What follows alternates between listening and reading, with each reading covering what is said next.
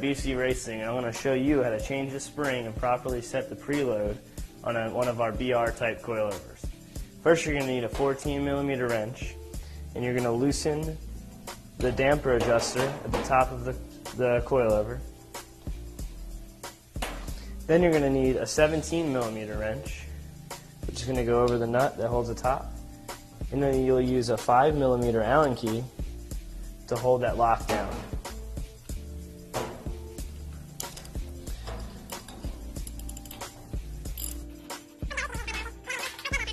Once you've got it loose, you can remove the 5mm Allen key and go ahead and unthread the top of the shock.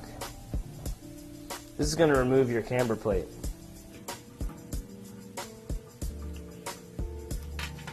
Now you can go ahead and pull your camber plate off.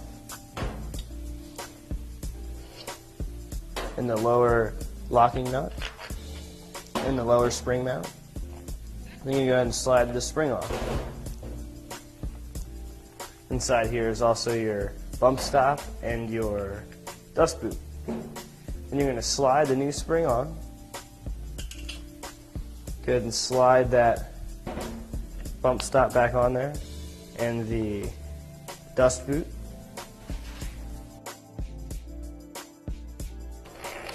And slide that back on there. Then you'll take the lower locking guide. You're going to slide the camber plate back on the upper locking guide. You're going to thread that on there. Then you're going to go ahead and take your Allen key and your 17mm again.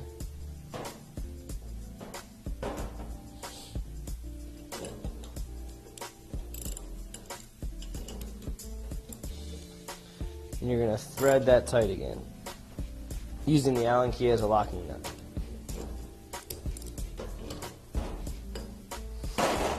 Now, in order to set the preload, you'll need your spanner wrenches.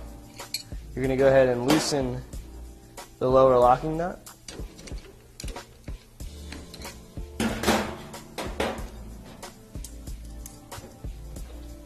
Okay, now here's how you set the preload.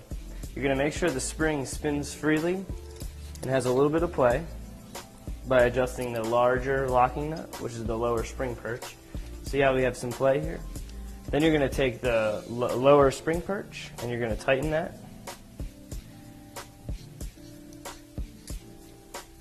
Until the spring is snug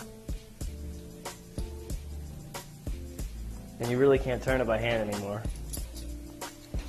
Then you're going to spin the lower locking collar up to the edge of the lower spring perch. And what we're going to use is 4mm of preload, which is exactly the thickness of your spanner wrench. So you're going to take the spanner wrench and the larger one. You're going to spin the lower spring perch up until you can fit the spanner between the locking collar and the lower spring perch.